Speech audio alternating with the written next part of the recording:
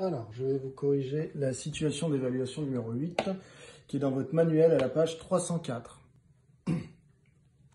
Donc, cette situation d'évaluation est sous forme de 2 exercices. Le premier, c'est sur les fonctions. Le deuxième, c'est sur les probabilités.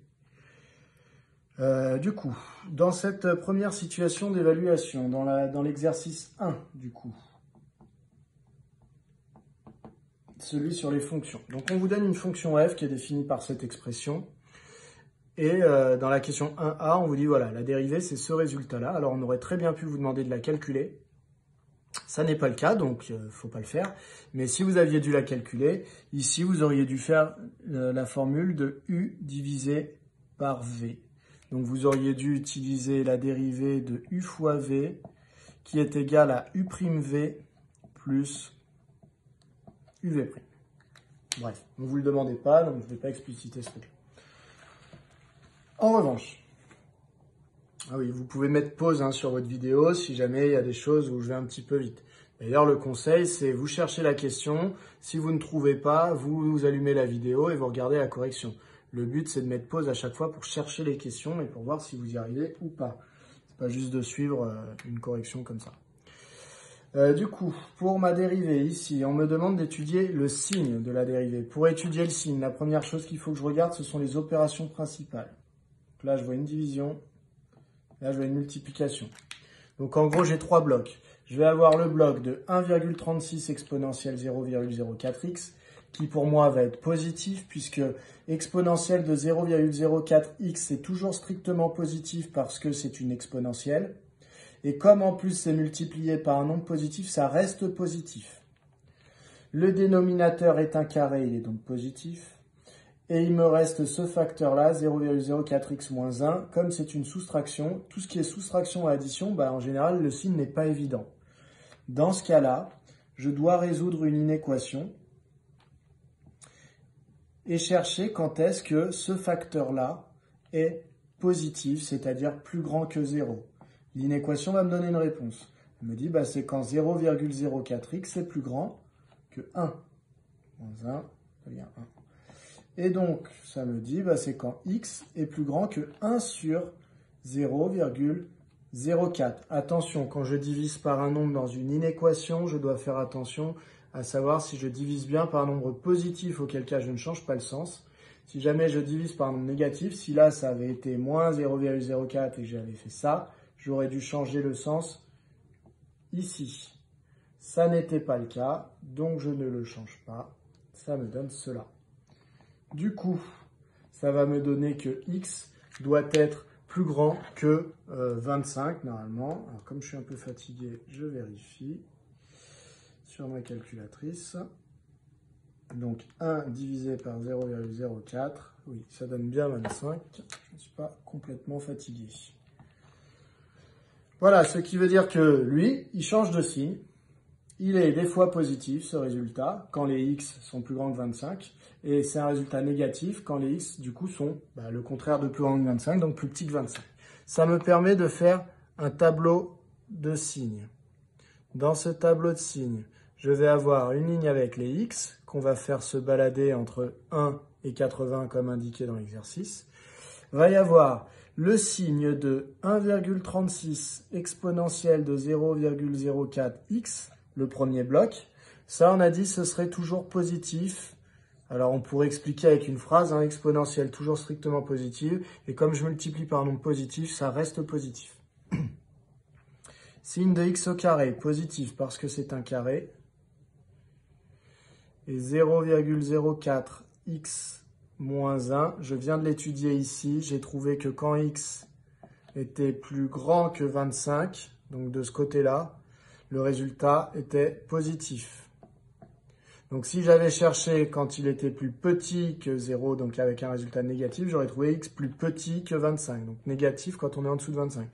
Et si j'avais cherché avec pile 25 dedans, 0,04 fois 25, si vous le calculez, ça va vous faire 1, moins 1, ça vous fera 0. Donc ici, j'ai un 0. Je termine par la ligne avec le signe de ce qu'on cherchait, c'est-à-dire de f' de la dérivée. Ce signe, c'est entre 1 et 25, positif pour lui, positif pour lui, négatif pour lui. Donc plus divisé par plus multiplié par moins, négatif. En 25 piles, lui, il vaut un truc positif. Lui, il vaut un truc positif. Lui, il vaut 0. Donc, positif divisé par positif fois 0, bah, ça fait 0. Et enfin, ici, entre 25 et 80, le premier groupe, positif. Deuxième, positif aussi. Troisième, positif aussi. Donc, positif divisé par positif fois positif, c'est positif. Voilà pour le signe de la dérivée. Cela nous emmène sur la question 1b. Dans la question 1b, on me demande d'en déduire le tableau de variation. Effectivement, vous savez, quand on étudie le signe d'une fonction, généralement, c'est pour obtenir les variations de la fonction f. Du coup, je replace ce qui va me servir. Alors attention, c'est une nouvelle question. Donc je dois réécrire les arguments qui vont me servir. Ce qui va me servir, c'est le signe de f' de x. Je sais que c'est lui qui va me guider. Signe de f' de x, c'est moins puis plus. Moins puis plus. En 25, ça vaut 0. Donc j'ai juste recopié cette ligne-là. Du coup, ça me donne des informations sur les variations de f. Lorsqu'une dérivée est négative, cela correspond à une fonction décroissante. Lorsqu'une dérivée est positive, cela correspond à une fonction croissante. Donc maintenant, pour savoir les valeurs qui vont... Alors mon tableau n'est pas très beau là. Pour connaître les valeurs qui vont ici, ici et ici, je prends ma calculatrice. Dans mon énoncé, on me dit que je dois faire figurer les valeurs dans le tableau de variation arrondi à 10 moins 2. Hein, donc je vous rappelle, arrondi à 10 moins 2, ça veut dire 2 chiffres après la virgule. Ça veut dire arrondir au centième. Tout ça, c'est la même chose. Arrondir à 10 moins 2. Arrondir au centième ou arrondir à 2 chiffres après la virgule, tout veut dire la même chose. Du coup, je vais compléter ici. Alors, pour compléter ici, il faut calculer les images. Alors, j'efface ça, j'en ai plus besoin. Il faut calculer les images par f des valeurs qui se trouvent là, là et là. Donc, on regarde pour f, puisqu'on est dans une ligne pour f, ce que ça vaut lorsque x vaut 1. On va le mettre là. Ce que ça vaut lorsque x vaut 25, on va le mettre là. Lorsque x vaut 80, on va le mettre là. C'est parti. Je sors ma calculatrice. Hop. Alors, je reprends ma fonction qui est inscrite ici, sauf que je remplace les x par des 1 en premier lieu. Donc, je fais mon petit quotient, 1,36 exponentielle de 0,04 fois 1 divisé par 1. Ça me donne 1,415, mais je dois arrondir à 2 chiffres après la virgule, donc 1,41. Je regarde le suivant, c'est un 5, donc j'arrondis à 1,42. Donc 1,42. Je regarde pour 25, donc je reprends mon calcul et je remplace les 1 par des 25. 25. Hop, dénominateur 25. Je valide et je tombe sur 0,147. J'arrondis donc à 0,15. Donc 0,15 ici. Et en 80.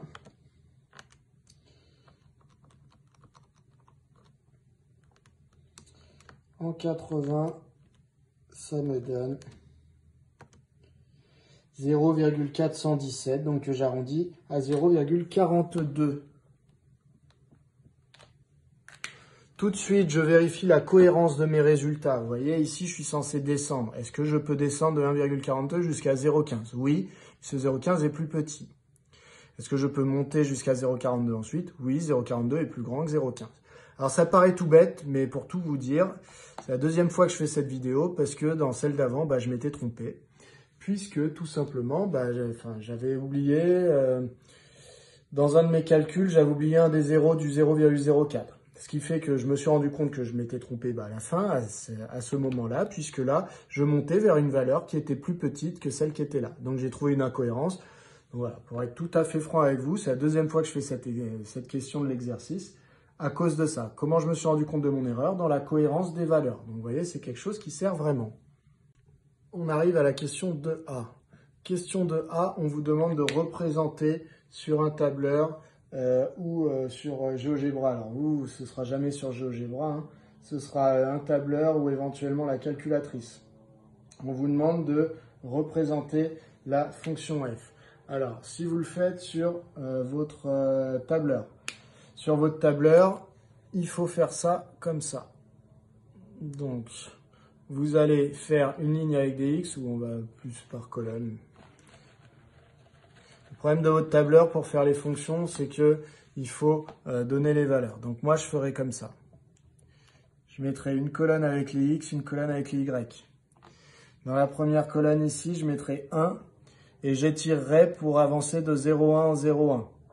1,1, 1,2, 1,3, ainsi de suite, jusqu'à où? Jusqu'à 80. Donc ça va en faire un paquet de cellules. Hein. Et à côté, je mettrai quoi? Je mettrai égal et je rentrerai ce calcul. 1,36 exponentielle de 0,04. Alors exponentielle, je vous rappelle que c'est exp pour votre tableur. Hein. Donc fois exp de 0,04 fois quoi? Bah, fois ce qu'il y a dans la case là. Donc vous l'appelez comme vous voulez, hein, B2, je sais pas quoi. Donc moi je vais faire comme si ici c'était colonne A, ligne 2. Donc je vais faire comme si c'était B2. Donc B2, alors j'ai dit colonne A, ligne 2, donc ce serait plutôt A2. Voilà, divisé par, bah encore la valeur qui est là, donc A2. Je ne fixe pas les cases A2 parce que quand je vais étirer vers le bas, je veux qu'à chaque fois ça prenne la case d'à côté. Donc je veux surtout pas qu'elle soit fixée. Voilà, à la fin, je fais un nuage de points. En sélectionnant les deux colonnes, j'obtiendrai mon graphique. Voilà pour le faire avec Excel. Alors du coup, moi je ne vais pas faire avec Excel devant vous parce que je n'ai pas les moyens de vous le montrer comme ça. Donc je vais faire avec la calculatrice et on va essayer de trouver. Avec la calculatrice, si je vais dans f de x égale et que je tape la fonction, ça donne quoi? 0,04 fois quoi? Fois x. Voilà. Hop. Alors mince. Tout ça divisé. Non, c'est pas ça. Allez, je recommence. 1,36 fois exponentielle de 0,04 x divisé par x. Je vais dans mon graphique. Alors bien évidemment, là je vais rien voir parce que tout simplement j'ai mal réglé la fenêtre. Vous voyez, ma fonction elle va de 1 à 80. Donc on va régler la fenêtre. Je décale ça sinon vous ne voyez rien.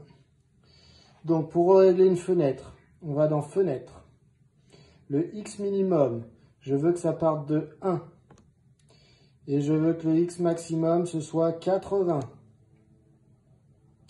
Alors si je veux voir l'axe, je peux demander à ce que le x minimum soit 0, comme ça je verrai l'axe.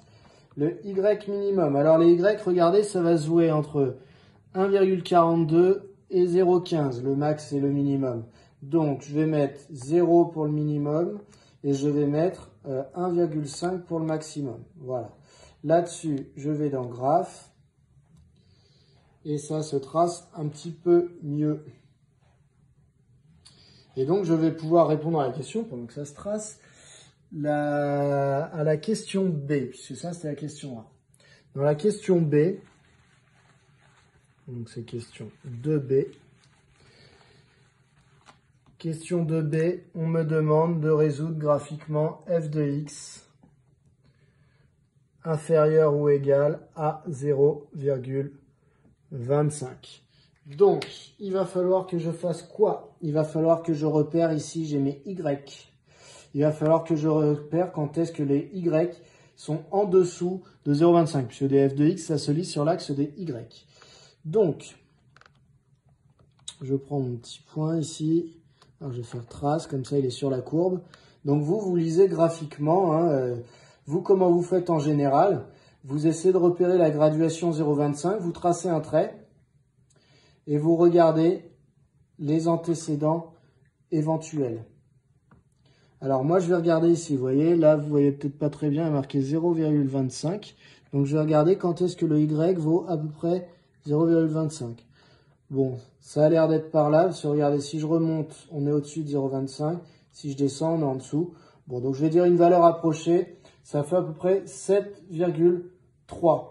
Donc on m'a demandé de résoudre graphiquement. Donc on va être tolérant sur ma lecture. Donc, on me disait résoudre graphiquement dans l'intervalle l'inéquation. Je vais dire graphiquement.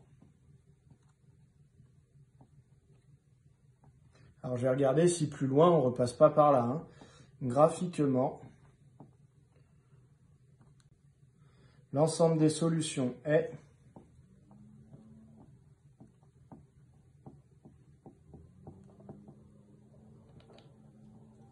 alors les x pour qui l'image est en dessous de 0,25, il n'y en a pas qu'un seul. Hein. Celui que je pointe là, c'est un des premiers. Donc, moi, ça va de 7,3 à peu près, jusqu'à où? Bah, toute la portion de courbe qui suit, là, c'est encore en dessous de 0,25. On était au-dessus, ici. Là, on est pile, entre guillemets, à 0,25. Et ensuite, on est descendu en dessous. Mais regardez, on va repasser au-dessus de 0,25. Je vais donc chercher un deuxième point. Donc, je fais balader mon point. Vous voyez, les images sont en dessous. Hein, les Y sont en dessous de 0,25 pour l'instant. Donc, je continue. Ma fonction est en train de remonter. Ma courbe est en train de remonter. On va repasser par 0,25. Voilà. Donc, moi, j'ai l'impression que c'était à peu près là.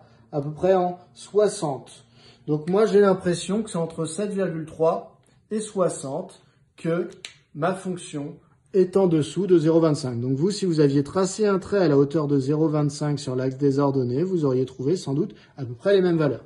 Comme c'est de la lecture graphique, on tolère bien sûr une erreur de lecture. On passe à la question suivante. Dans la question suivante, on va très certainement utiliser cette fonction f et puis on va utiliser les résultats qu'on avait obtenus avant. Alors, pour cela, je vais avoir besoin de mon tableau de variation que j'ai effacé tout à l'heure. Je vais le redessiner là. Donc, je coupe pendant que je redessine et je reviens après. Hop, magie. C'est la magie de la vidéo. Le tableau est apparu. Alors, qu'est-ce qu'on me pose comme question? On me dit, grand B, application, on admet que la fonction f dans la partie A modélise le coût moyen de production d'un article exprimé en centaines d'euros. D'accord, donc ça on se le note. Hein. F s'exprime en centaines d'euros. Donc par exemple, quand je lis 0,15, c'est 0,15 centaines d'euros. Donc si je veux vraiment en euros combien ça fait, 0,15, vu que c'était centaines d'euros, il faut que je multiplie par 100. 0,15 fois 100, ça fait 15. Donc ça ferait 15 euros ici. Voilà comment on traduit. Donc ça, on ne l'oublie pas. Autrement dit, pour X articles fabriqués, F de X correspond au coût moyen de production d'un article. On suppose que l'entreprise fabrique au moins un article. Hein. Comme ça, X, qui est le nombre d'articles fabriqués, vous voyez, ça démarre à 1. Répondre aux questions suivantes en utilisant les résultats obtenus précédemment. Donc en gros, on essaie de vous faire comprendre dans cette partie B que ça servait à quelque chose d'étudier la fonction F. Donc partie B. Question 1. On vous demande combien l'entreprise doit-elle fabriquer d'articles pour que le coût moyen de production d'un article soit minimal. Le coût moyen, on vient de vous dire que c'était F. Le nombre d'articles fabriqués, on vous a dit que c'était X. Quand est-ce que le coût moyen est minimal? On le voit, hein, c'est au point le plus bas ici. Donc c'est quand ça donne 0,15 centaines d'euros. Et c'est lorsqu'on fabrique 25 articles, puisque X est le nombre d'articles fabriqués. Donc, le coût minimal est atteint pour 25 articles fabriqués. Et dans ce cas-là, le coût moyen minimal, il est de 15 euros par fabrication d'articles. Voilà. Donc, combien l'entreprise doit-elle fabriquer d'articles? L'entreprise doit fabriquer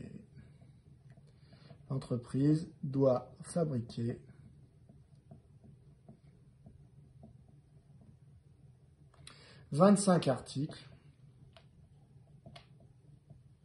pour que le coût moyen,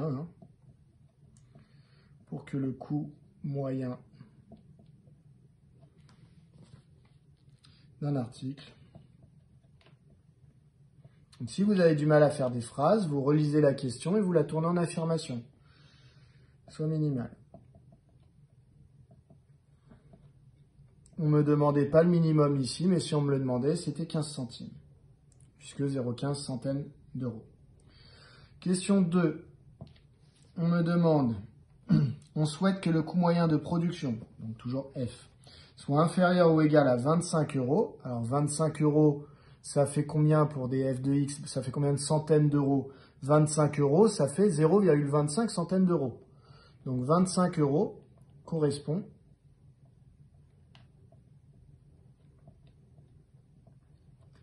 à 0,25 centaines d'euros. Donc nous, on veut savoir pour quelle quantité à fabriquer cet objectif est-il atteint. Nous, on voulait que le coût de production soit inférieur ou égal à 25. Donc on a vu qu'on était passé en dessous de 0,25, entre 7,3 et 60. Donc ça veut dire que pour avoir un coût de production en dessous de 25 euros, il faut produire, alors pas 7, mais c'est à partir de 8 du coup, puisque nous on produit des articles entiers. J'aurais envie de dire c'est à partir de 7,3 articles fabriqués, mais c'est pas possible. Donc on va en fabriquer du coup 8.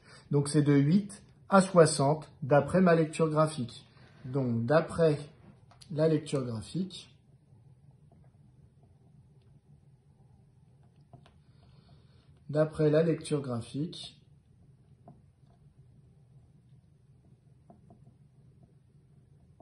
il faut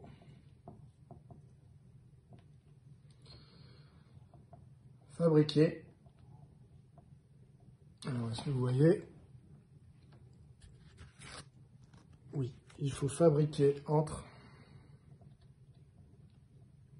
8 et 60 articles pour atteindre les objectifs.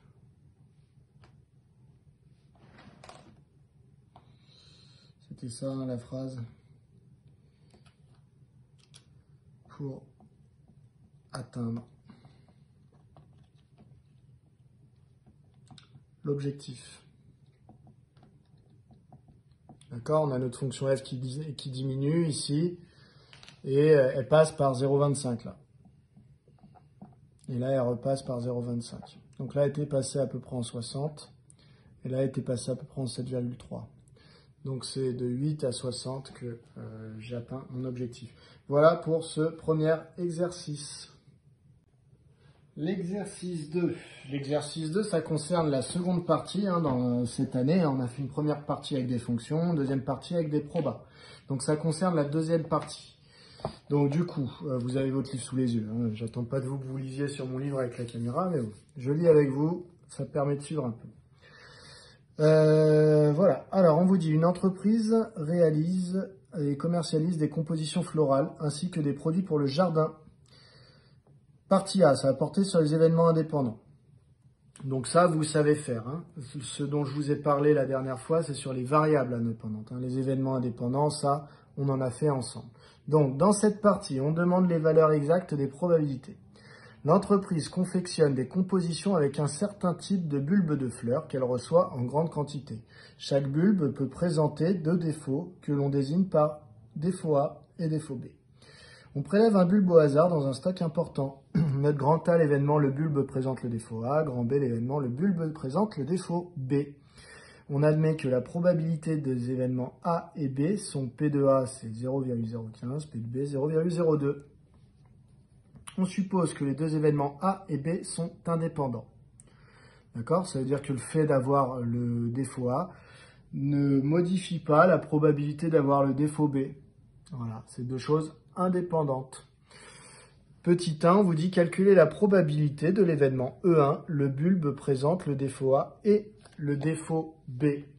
Alors là, moi, ce que je vous recommande, donc réfléchissez un petit peu, mettez pause, mais sinon, je corrige. Eh bien, ce que je recommande, c'est de faire un arbre, comme à chaque fois qu'on vous note un peu des événements. Donc, un bulbe peut présenter le défaut A ou ne pas le présenter.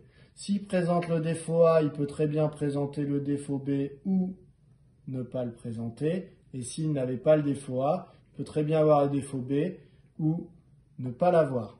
La probabilité d'avoir le défaut A, on nous a dit que c'était 0,015.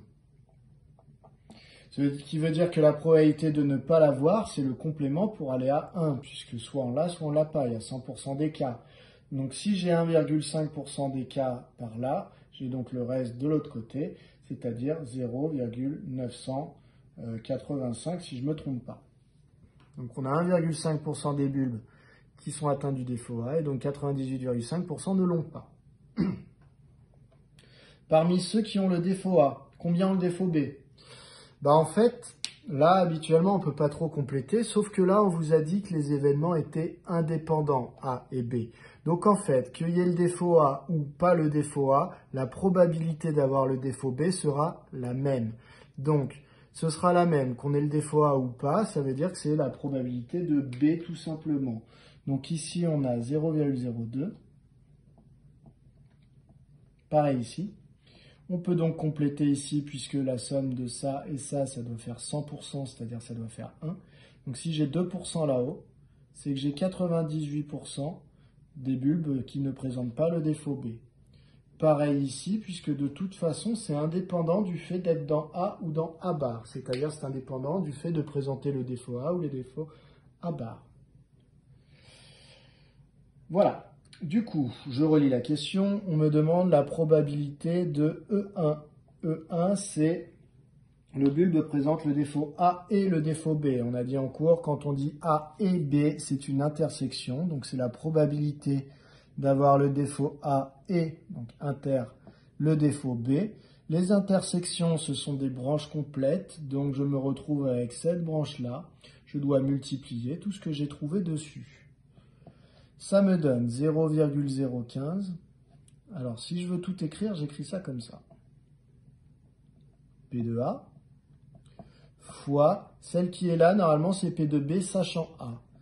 P de B sachant A. Alors, pourquoi je dis normalement? Parce qu'en fait, ici, comme A et B sont indépendants, P de B sachant A, ça vaut tout simplement P de B. C'est rare, cette situation-là. C'est que dans une situation d'indépendance. Voilà. Bon, quoi qu'il en soit, je multiplie les deux valeurs que j'avais. 0,015 fois 0,02. Je prends ma petite calculatrice, je le fais pour vous. Hop. Donc 0,015 fois 0,02. Ça donne 3E-4. Le E-4 veut dire que le 3 apparaît en quatrième position après la virgule et qu'avant ce sont des zéros. Donc 0,1, 2, 3, quatrième position. Voilà pour P de E1. Une petite phrase est la bienvenue, je ne l'écris pas, mais la probabilité de l'événement E1 est de 0,0003. Voilà pour cette question. Je me note dans un coin mon résultat pour éviter d'avoir à rééteindre la vidéo la prochaine fois quand j'en aurai besoin. On me demande dans la question 2, on me demande de calculer la probabilité de E2.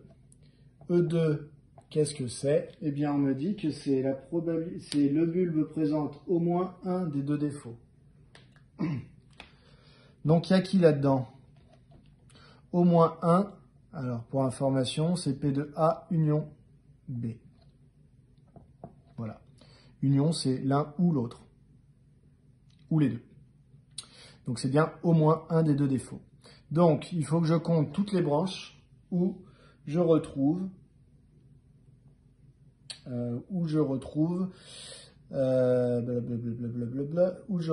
soit A, soit B. Cette branche-là, il faut que je la compte. Il y a les deux défauts. Cette branche-là, il faut que je la compte, il y a le défaut A. Cette branche-là, il faut que je la compte parce qu'il y a le défaut B. La seule que je ne compte pas ici, c'est celle-là, puisqu'il n'y a ni le défaut A ni le défaut B. Donc, plusieurs manières de faire cette question. Soit vous additionnez toutes les branches. Je vais le faire. 0,15 fois, alors j'ai oublié un 0 encore, 0,015 fois 0,02 plus deuxième branche 0,015 fois 0,98 plus dernière branche, celle-là, 0,985 fois 0,02. Si vous voyez bien, oui, c'est bon. Ça, si je fais mon petit calcul, donc j'ai compté toutes les branches où il y avait un A ou un B. 0,015 fois 0,02 plus 0,015 fois 0,98 plus 0,985 fois 0,02. Je me retrouve avec 0,0347. Voilà. Voilà pour cette probabilité. Autre manière de la calculer. P de E2, c'est égal à P de A union B. Ça n'a pas changé. Et la formule, c'est de dire, bah, c'est P de A plus P de B moins la probabilité de l'intersection des deux. A inter B. Voilà. Et donc, ça vous donne P de A, c'est 0, je sais plus quoi, c'est dans l'énoncé, si c'est 0,015, plus P de B, c'est 0,02, c'est dit dans l'énoncé aussi, moins P de A inter B. A inter B, c'est ce qu'on avait calculé là, c'était E1, hein. Donc 0,0003. Si je fais mon calcul, alors là je croise les doigts pour que ça tombe bien, parce que sinon il va falloir que je cherche mon erreur, plus 0,02 moins 0,0003. Et je retombe sur le même résultat. Voilà les deux méthodes qui sont faisables. À vous de choisir. Cela m'amène à la question 3. Alors, je vais me le noter dans un coin aussi, ça, au cas où. Hein. P de E2. P de E2, c'est égal à 0,0347. Alors, j'ai gardé plein de chiffres après la virgule parce que je tombais juste. C'est-à-dire que là, j'ai pas arrondi. Si jamais il y avait plein de chiffres derrière, je me serais peut-être permis de ne garder que 3 chiffres. Mais là, comme en gardant jusqu'au 4e, je les ai tous, bah, je fais ce petit effort-là, parce que moi, je garde des valeurs exactes, ce qui est quand même beaucoup plus intéressant mathématiquement parlant. Question 3. Question 3, on me dit calculer la probabilité de l'événement E3. E3, c'est le bulbe ne présente aucun des deux défauts. Donc, P de E3, c'est aucun des deux défauts. Il n'y a qu'une branche là-dessus. C'est A bar inter B bar. A bar inter, alors je vais laisser de la place pour mettre P quand même. Donc, P de A bar inter B bar. Je repère ma petite branche. Ça donne 0,985 fois 0,98, ce qui nous donne 0,985 fois 0,98, 0,9653. Pareil, ça tombe juste quand je mets 4 chiffres, donc je les mets. Autre méthode. L'autre méthode, on aurait pu se rendre compte que P de E3, en fait, ne présentait aucun défaut. Bah, c'est pile le contraire d'en présenter au moins un. Au moins 1, c'est A union B, c'est ce qu'on a calculé tout à l'heure. Vous voyez en bas à gauche de votre écran, c'était E2. Donc, c'était la probabilité contraire de E2. Ça, c'était E2, donc c'est E2 bar. Donc, c'est P de E2 bar. Donc, pour calculer le contraire d'un événement, on peut aussi faire 1 moins la probabilité de cet événement. Donc, je peux aussi faire 1 moins P de E2, ce qui est égal à 1 moins 0,0347. Hein, ça, je ne l'invente pas, je l'ai calculé avant, c'est là. Et bien ça, magie, ça donne 0,9653. J'ai donc P de E3. Voilà pour cette troisième question. Deux méthodes, hein, pareil, vous n'en faites qu'une, bien sûr, celle qui vous plaît le plus. Les deux sont correctes mathématiquement. Hop, ça a disparu. Partie B, loi normale et somme de variables indépendantes. Donc là, pour le coup, somme de variables indépendantes, c'est la petite nouveauté, hein, mais vous allez voir que finalement, ça se fait très bien. Alors, dans cette partie, alors, il ne faut pas croire que ça tombe tout le temps, hein, c'est rare.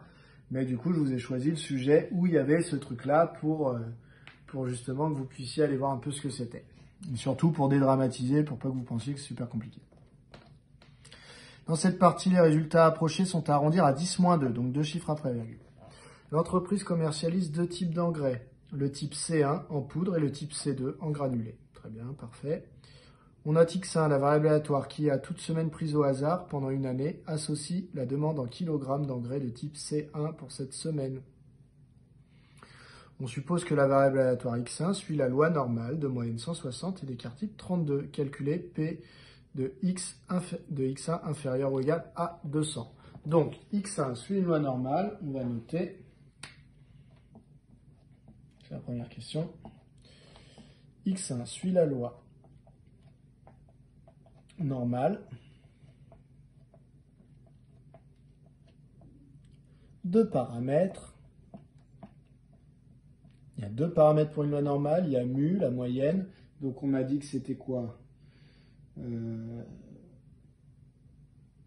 X1, blablabla, blablabla, 160. Donc, c'est l'espérance. Hein. La moyenne, c'est pas très bien dit.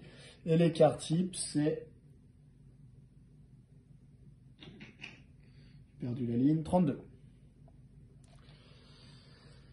Voilà. Alors, une loi normale, qu'est-ce que c'est? Je vous rappelle, c'est une loi qui suit une forme de vague, une courbe qui s'appelle la courbe de Gauss, qui s'appelle aussi une gaussienne. Je vous demande de faire un graphique, ici, sans forcément faire d'échelle. Je veux jusqu'en dessous du pic de la vague, vous m'indiquez bien que c'est mu, 160. Et voilà, c'est tout. Donc vous voyez, c'est quand même pas super compliqué. Ensuite, qu'est-ce qu'on nous demande? On nous demande la probabilité que X1 soit inférieur ou égal à 200. Je m'intéresse donc à une zone. Je vais placer 200 sur mon graphique. Pareil, je ne vous demande pas d'être très précis. L'essentiel, c'est que le 200 soit à droite du 160 parce que c'est un nombre plus grand, c'est tout. Je veux les X plus petits que 200. Donc, tous les X qui sont là. Ok, bah, j'assure. Voilà. Vous devez assurer sur vos copies. Hein. Toute cette zone-là. Pour avoir la valeur de cette zone-là. Alors, en général, il y a deux méthodes possibles. Mais, il y a une méthode possible quand ici, l'écart correspond soit à sigma, soit à 2 fois sigma, soit à 3 fois sigma. Ici, l'écart correspond à 40. Ça n'a rien à voir avec sigma, ou 2 fois sigma, ou 3 fois sigma. Donc là, il n'y a qu'une méthode possible. C'est la calculatrice. Je reprends ma calculatrice. Hop, avec mes petites boîtes de ma compagne. Hop, ça me donne quoi? Donc, si je veux ma loi normale, je vais dans distribution. Alors, vous savez où vous devez aller, vous. Hein. Je vais chercher une loi normale. Donc, c'est normal FREP ou normal CD, si jamais vous êtes sur Casio. Hop. En tout cas, c'est toujours la deuxième. Hein. Il y a plusieurs lois normales, machin. C'est toujours la deuxième. Ici, borne inf. Alors, borne inf, vous voyez, le problème, c'est qu'à gauche, ici, la valeur inférieure pour x, il n'y en a pas. En fait, c'est moins l'infini. Donc, je vais écrire moins 1 et je vais mettre plein de zéros. Voilà, ça simule le moins l'infini. Borne sup, c'est mon intervalle qui va jusqu'à 200. Donc, je tape 200. Mu. Mu, on m'a dit que c'était 160. Sigma, on m'a dit que c'était 32. Je valide et je tombe sur 0,994 comme on m'a demandé, pardon, 894 comme on m'a demandé d'arrondir à 10-2, donc deux chiffres après la virgule. J'arrondis à 0,89 puisque derrière c'est un 4. Hop, 0,89.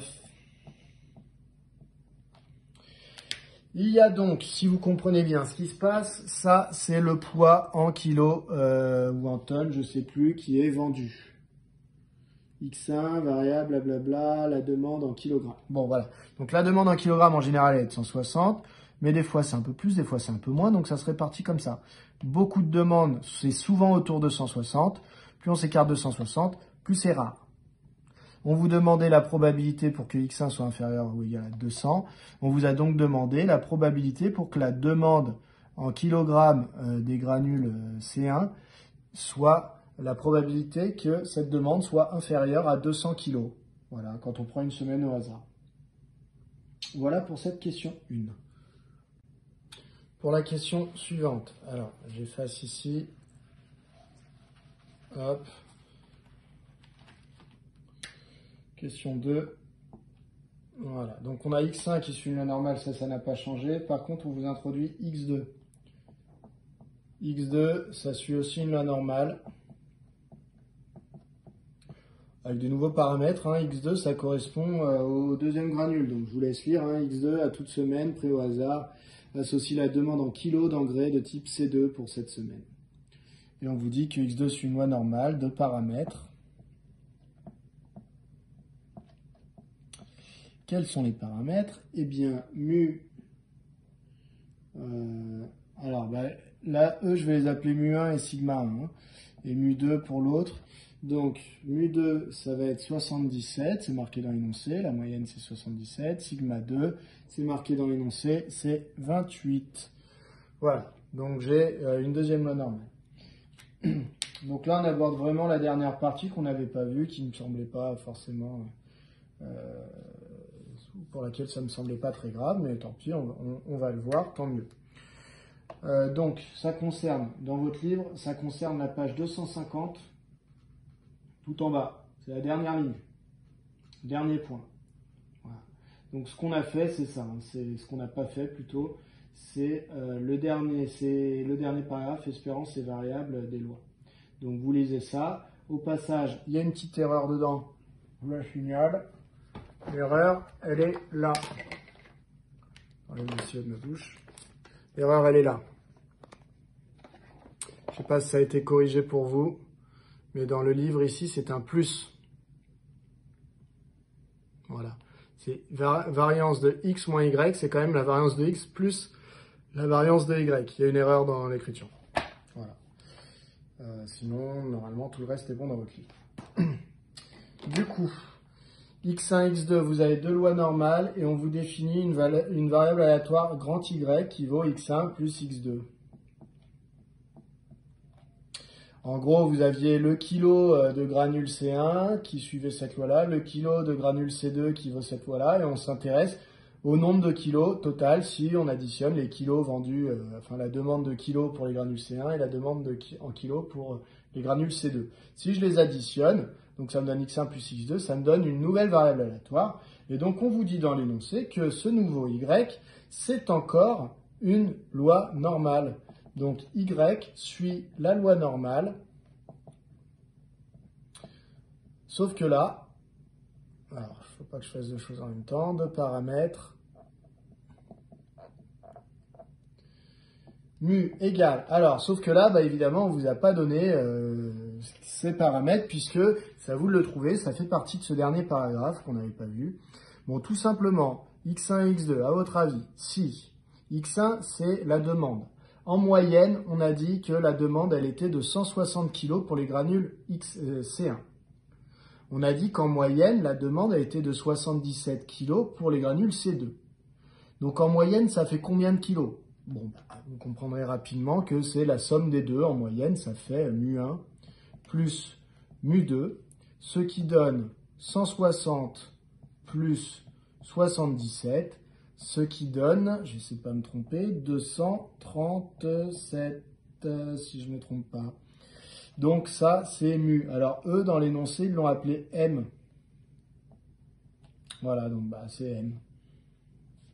Donc m, c'est 237 parce que c'est la somme des deux autres. Alors pour l'écart type, c'est un peu plus compliqué. Pour l'écart type, alors comment ils l'ont noté dans l'énoncé? Sigma. Sigma, ça c'est la formule qu'il faut retenir, c'est plus compliqué. Vous retournez voir à la page, combien j'ai dit?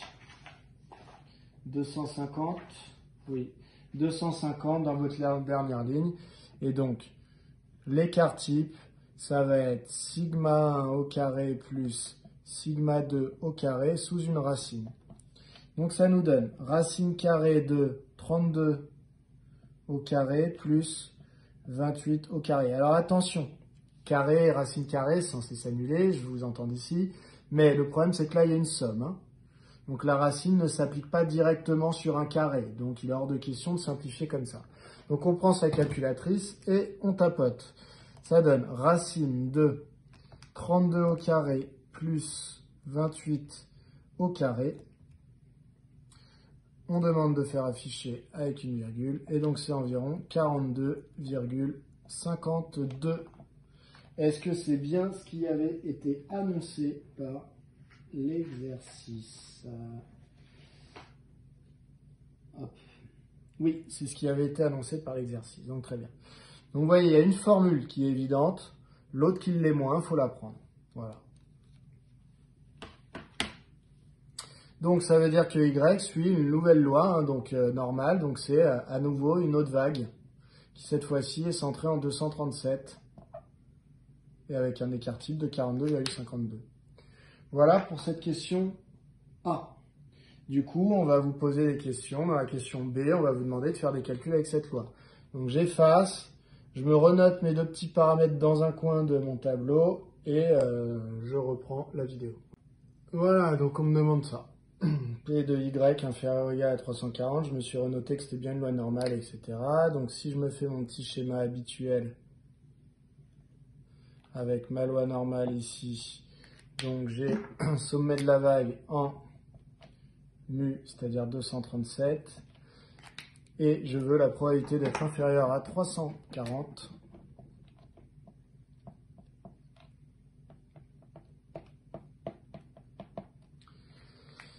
Je assure, et c'est parti.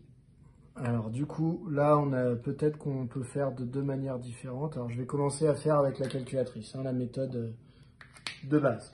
Donc dans ma calculatrice, mon intervalle vert, il va aller de moins l'infini, donc je vais mettre moins 10 millions de milliards, etc., jusqu'à 340. Démonstration, hop. Donc, distribution. Normal FREP, borne inf, je laisse moins 10 millions de milliards, etc. Borne sup, 340. Je change les paramètres. Mu, c'est devenu 237. Et 42,52. Ça me donne 0,99 si j'arrondis à deux chiffres après virgule. Voilà.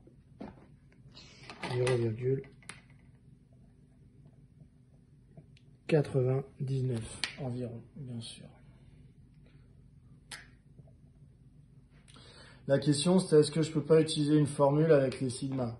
Donc il y a combien de 340 à 237? Donc on fait la soustraction, 340 moins 237, il y a 103. Est-ce que ça vaut une fois sigma? Non. Est-ce que ça vaut deux fois sigma? Non. Est-ce que ça vaut trois fois sigma? Non plus. Donc, impossibilité d'utiliser une des formules du cours. Voilà. C'est aussi bête que ça. Donc ça, c'est la question petit b. Dans la question petit c, on me dit le coût du stockage de cet engrais est élevé. L'entreprise a-t-elle raison de limiter la production totale hebdomadaire de cet engrais à 340 kg?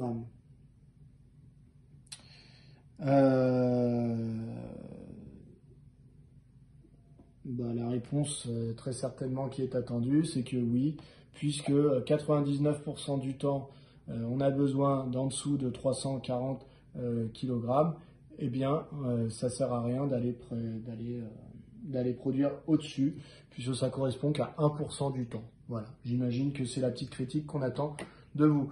Voilà pour ce sujet. Si jamais vous le souhaitez, on pourra en corriger d'autres comme ça. Vous voyez, ça ne prend pas non plus énormément de temps, ça vous permet de vous entraîner. Vous voyez la petite partie du cours qu'on n'avait pas faite avant le confinement. Donc, c'est des petites choses comme ça, hein. C'est des choses qui disent, quand j'ai une variable aléatoire grand X qui suit une loi, Y qui suit une autre loi, si jamais je les additionne, la nouvelle espérance de X plus Y, c'est la somme de X, de l'espérance de X, l'ancienne, plus l'espérance de Y. Voilà, c'est des petites choses comme ça. Et vous avez pareil avec la variance. Et je vous rappelle que l'écart type, c'est la racine carrée de la variance. Voilà. Donc tout à l'heure, vous voyez, quand je vous ai dit, oui, sigma, machin, il ne suffit pas de l'additionner.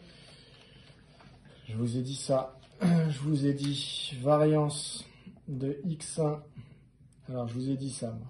Le sigma, il valait sigma 1 plus sigma carré 1 plus sigma 2 au carré. Pourquoi? Parce qu'en fait, ça marche bien pour l'espérance, mais aussi pour la variance. Vous avez variance de x1 plus x2, c'est égal à la variance de x1 plus la variance de x2.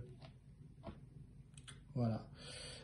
Mais la variance de x1, c'est sigma 1, c'est l'écart type au carré, plus sigma 2 au carré, c'est l'écart type machin. Donc ça, c'est la variance de x1 plus x2. Donc si vous voulez l'écart type de x1 plus x2, il faut prendre la racine carrée de ce truc-là, puisque l'écart type, c'est toujours la racine carrée de la variance. Donc ça veut dire que sigma, c'est égal à racine carrée de sigma 1 au carré plus sigma 2 au carré. Puisque ça, c'est la racine carrée de ça, eh bien, il faut prendre la racine carrée de ça pour l'avoir. Voilà, c'est qu'en fait, le sigma qu'on vous indique comme étant le paramètre de la loi normale, en réalité, votre loi normale, on préfère travailler normalement avec l'autre paramètre qui est la variance. Ça, je vous en avais déjà parlé en classe. Sur la variance, ça se passe bien, mais comme on vous parle d'un paramètre un peu moins important en maths, mais qui parle plus aux gens, eh bien, ça fabrique des racines carrées dans vos formules, ce qui les complique en fait. Alors qu'en réalité, elles étaient simples avec la variance. Voilà. J'espère que les choses sont assez claires. Et si vous avez des questions, n'hésitez pas par mail ou sinon, vous pouvez, si vous voulez créer un groupe WhatsApp avec vos questions, vous pouvez le faire. Je vous donnerai mon numéro dans ce cas-là.